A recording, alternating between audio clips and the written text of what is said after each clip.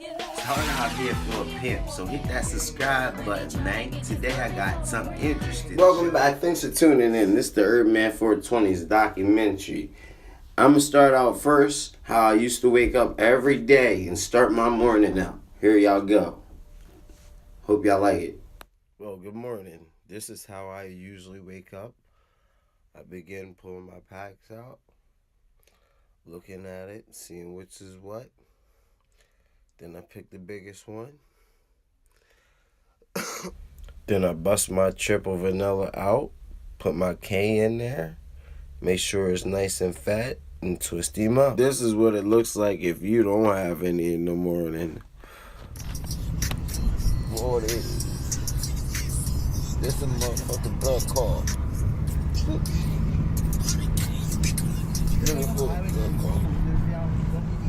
Now, as you can tell, I was high, thought I was a guy. I was fly guy. Look at that guy. He icy. Look at this guy. He even flyer than the last guy. Smoking big blunts. I thought I was this shit. Look at that face. You couldn't tell me shit. That's right after shower time, of course. And then you gotta have breakfast. You gotta have the mini donut holes. Then you gotta have the whole pink donuts.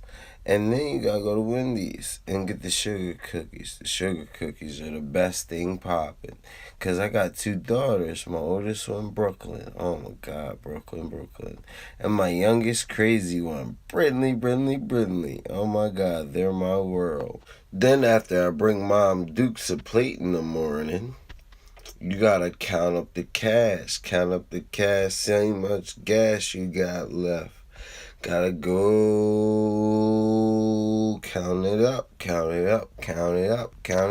Oh, after you count up that cash, you gotta count them racks to get it back. Then you gotta play the K2 Herbman rule and go cop that sack, that pack, get it back, bring it back to the trap. And you know you gotta bust it down on the table, being detailed as I can for y'all. And after you bust it down on the table, you gotta roll up the pack to make sure it's good. It's the only way you know it's fire. You gotta smoke a Dutch. Then you know how it go. I ain't gotta really explain it too much. But then after you done spagging it up, you already know. The trap be calling. The trap is calling. So it's gotta be done. And you know, after the trap comes chill time. Then you gotta grab a snack to eat. That's the cheat right there. But you know, I prefer pizza. Pizza's like my main go-to thing. I'm a big pizza dude. I'll spend like $20, $40 alone and eat it all. And after you eat, you gotta have the relaxation syrup. You know, the lean, bro. Pour up. Then you gotta roll up, puff up. And after you done with the sales, you know, busting the bus, you know, time to chill out, even some more. But you know, even better yet, you got an obligation to handle. You got a duty to obtain. You have to count this mugger up. You gotta make sure the mugger's right at the end of the day for the last grab. Then you gotta make the trip, and then you gotta get a ride up there. Yeah, you gotta have the book bag so you can throw the pack in the sack, you know what I'm saying? You gotta hop out the wheel and go in the store, and you know what I'm saying? But then it's all good from there. While you in that jump, you gotta order some food, make it look good. Make it look good in the hood. That's all. Order some pizza, take it back to the spot, bust it down, you be good. And that's the average day of the herb, man. 420. Now on to the great part of my life, or is it great? Welcome to the city of Philadelphia, where your boy was born at. Welcome to my life. Now your boy was born July 1st, so that means I'm a Cancer baby. Middle of the summer, it get hot out there.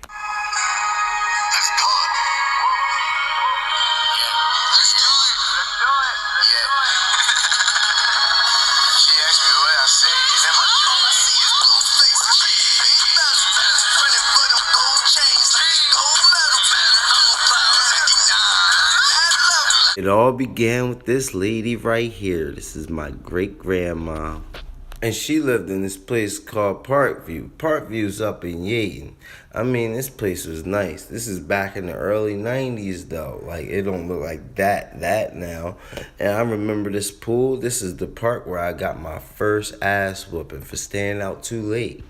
Now, as a kid, I used to like cars. I used to ride on this thing called a big wheel. It was blue and black. Man, it was so fast.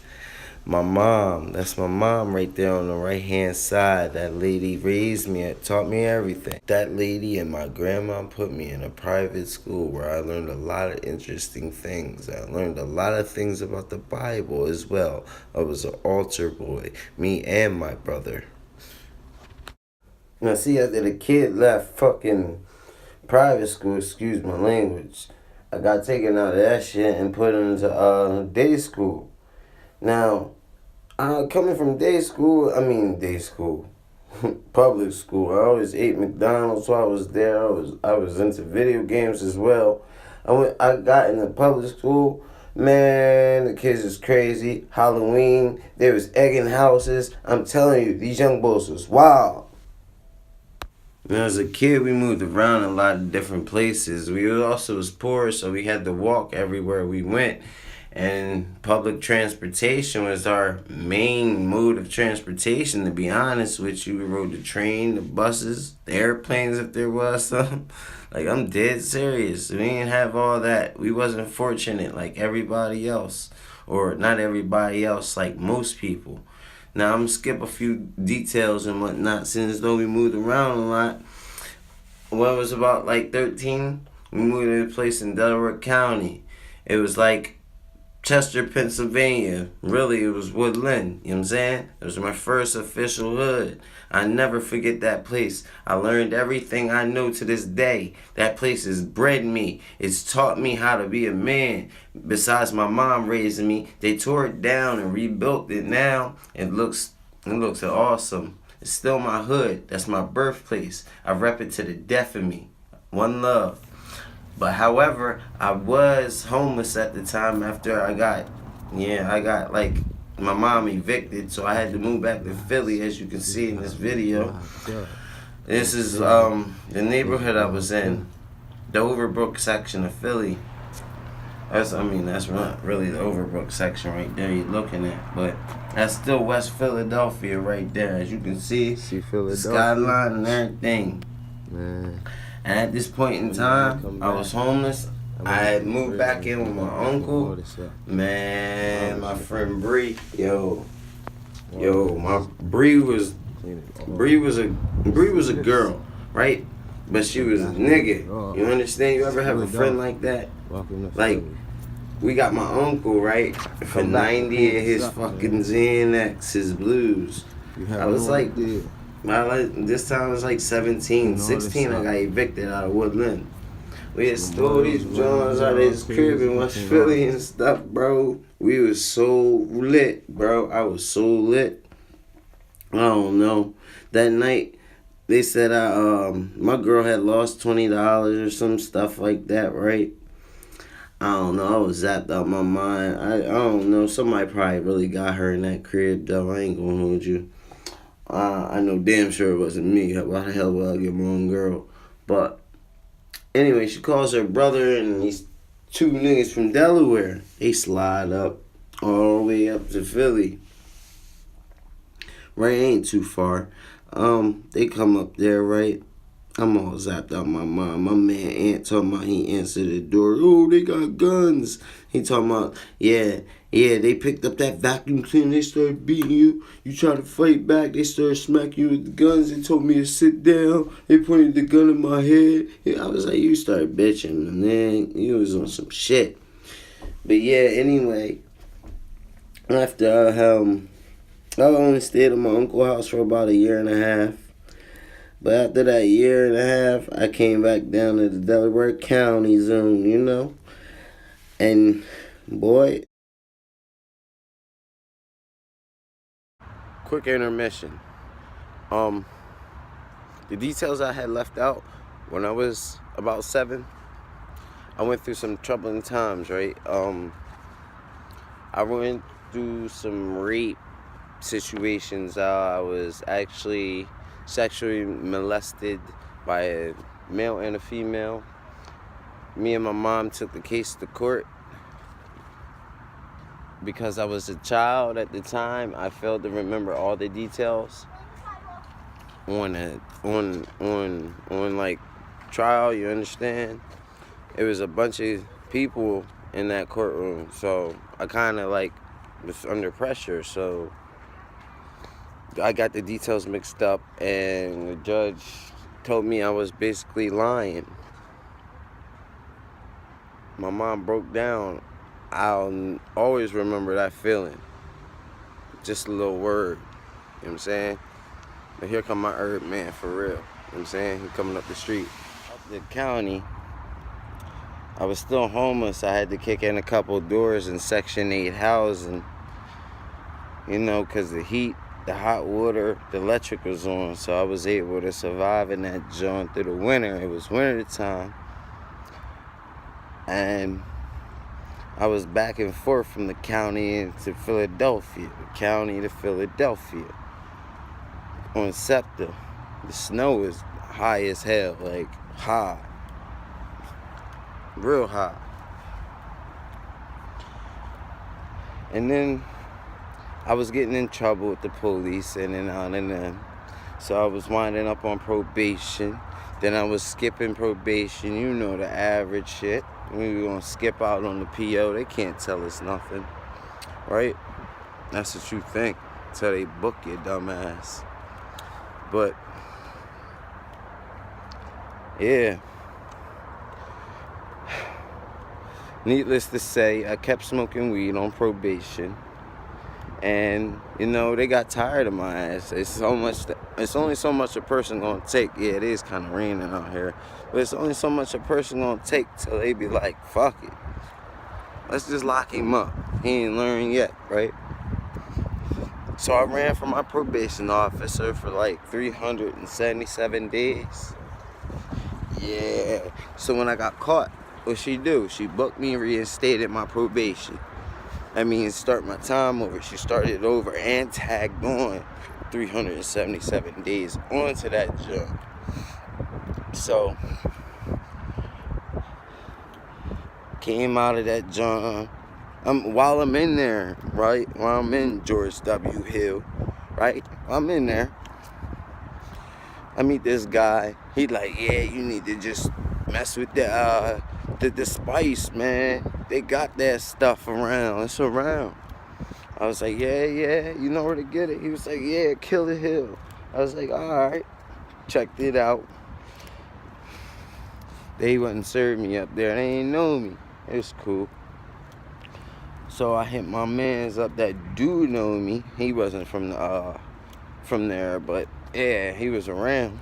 He knew what it was apparently, because he handed me my first bag. My first time, man, I bugged out.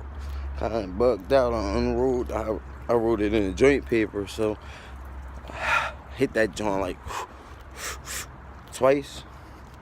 I was no more good, man. Started tripping, panicking. I'm like, yo, is this bud? I'm gonna get in trouble. They gonna book my ass. Then I started, I was really questioning myself about bud and the K. Like, that shit erased my mind as soon as I hit it. Yo, this is bud. This is what you need to smoke. And when I went to the probation office, and it was like, what? What? You know, what? All right, I see what I gotta do then. Because, I was in that mood where getting high was everything to me, but it's not, man, it's not. There's so much more to life. After I stopped focusing my focus on getting high, I'm like, damn, I ain't got nothing to do. No, it's something to do. You focus on your career. You find out who you want to be at the end of the day. You get happy with yourself. You get satisfied with yourself. But back to me anyway. So yeah, After that, I was rolling up K. I finally found somebody on Killer Hill with the packs. They were going 25 a pack. That was high for street prices. Whole time they was beating me because I ain't know nothing about it. I was stupid to the game. I was early herb man, you know what I'm saying? Wasn't even the herb man yet. I ain't know I was the herb man yet, you know what I'm saying? For real, I did not know I was the herb man or going to be this guy to this day. And I think everybody that I've ever came in contact with that put me onto a drug so I could experience it. It's not a good thing, but now I live through it. I live to tell the tale. You feel me? It's time to change our ways, change our minds, change our thought process, change the way we just wake up in the morning sometimes. I'm serious. Like I said, back to me. My camera getting all water on it and stuff. Hold on. Yeah, back to me. So, I met this woman named Miranda. We had 2 beautiful daughters and whatnot. The first one, honestly, I wasn't even on the cab smoking bud. You could tell the difference in how they act, and it's sad. I feel so bad, but yet and still, remember, it goes back to test subjects. K2, I mean, there's nothing wrong with my youngest daughter. She's freaking crazy. Hyperactive. Yeah. My oldest one is a chill. She's calm. I love them both. But yeah, I had 2 kids. I was staying with her and her family at the time. It was rough. You know that was rough. But anyway, eventually we wound up moving out, and then we had a dispute. I wound up putting my hands on her. I went to jail for it, which I was just in jail for. I'm highly apologetic about that. And then I was sitting there making videos the whole time when I was in her crib. That's when all them videos on my channel was up. Like, I was so high and focused on it. I ain't know with YouTube I could have been popping already. But I just wanted to slack. Man, I've been through some rough times in my stay here on this planet. It's time to change. This street I grew up on. Like, I told y'all my story. Y'all got any questions? It's the herbman420.